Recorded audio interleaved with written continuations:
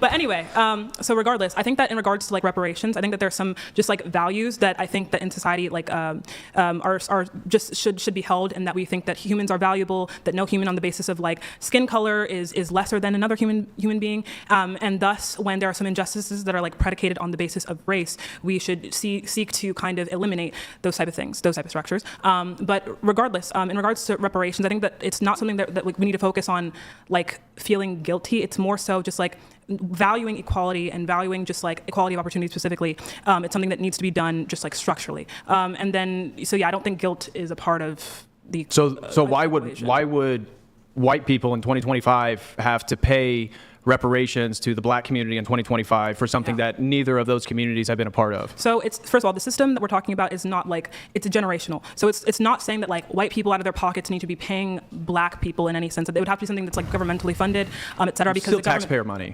Yeah, sort of, but it doesn't have to be specifically from taxpayers. Well, how does the government get money? The government gets money, majority of it is from taxes, but there are a bunch of like different like, a bunch of different departments that we have that are funded in different ways, et cetera. But regardless, right, this is something that like was sanctioned by the government, where we had just like slavery legalized, and we also just had Jim Crow laws in an era where black people were economically subjugated, and thus I think it should be something that like the government kind of goes to like fix. Right, but let's say like 2025 America, we don't have chattel slavery, correct? Yeah, but we have like generations of poverty. So, but why would 2025 be superior to any example? I guess we could even go to Libya right now because they have open slave markets. But why would one be superior to the other in your deterministic worldview? What do you mean by superior? Well, do you not appeal to one being better than the other? Like one society being better? Yeah, so a time in history in which slavery was normalized, would you say that that is equal to a period in history right now where it's not? Yeah, so or is it better? I would say that like when we talk about morality, I guess you're asking about my moral framework. I see it as like society like collectivizes upon different views that a lot of times throughout history tend to coincide, and we haven't been able to prove the truth aptness, right, absolutely of like moral claims. But there are like but there are tenets that we tend to value over time. So like tenets that I think are valuable are things like, again, equality of opportunity. I'm pretty anti-bigotry and things of that sort. And in that, using that framework, I would say that in a society where we, unalive people based on race, or we subjugate people based on the race, that isn't okay. And so why is it not okay? Yeah, so this is going to be like a moral subjectivist view. Okay, so so it's just your own personal preference. Yeah, I think that's what moral claims are.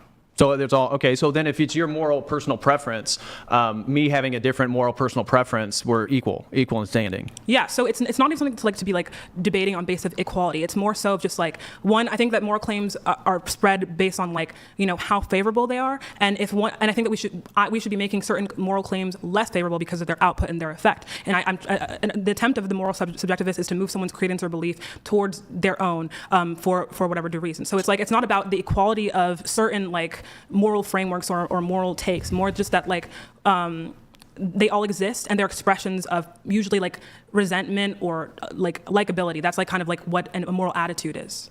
Okay, so why would, for example, the World Cup in Abu Dhabi got criticism because they were using slave labor to build their city? Now, incredibly successful economically, that society, low crime, low theft, low murder. By a lot of metrics that we would analyze, we would say, wow, seems like the utility, if we're just going to make a utilitarian argument, that seems pretty effective. But at the same time, you would agree that slavery is wrong. I would agree too. I'm a Christian, so I'm not in favor of that. But my point is, within your worldview, I don't see how you can delineate between the two, because if you're just going on utilitarian consequences, it'd be very easy to find civilizations that do things that you would find abhorrent, and that utilitarian, that it's actually very, very successful for their society, and maybe that they're more successful than other societies that don't do those things. Yeah, I'm not a utilitarian. So again, if I was a utilitarian, I think I wouldn't hold the same values that I do now. Again, in like equality of opportunity, of respect, etc. So again, this is going to be something where it's like a society is not successful, in my view, and a lot of Americans' view, if they do not promote the equality of opportunity and safety of all individuals. Why is that important? Because I feel like what I'm hearing is that you're getting back to a sort of moral worth of individuals, which I agree with. Yeah, right. But I'm just trying to figure out how you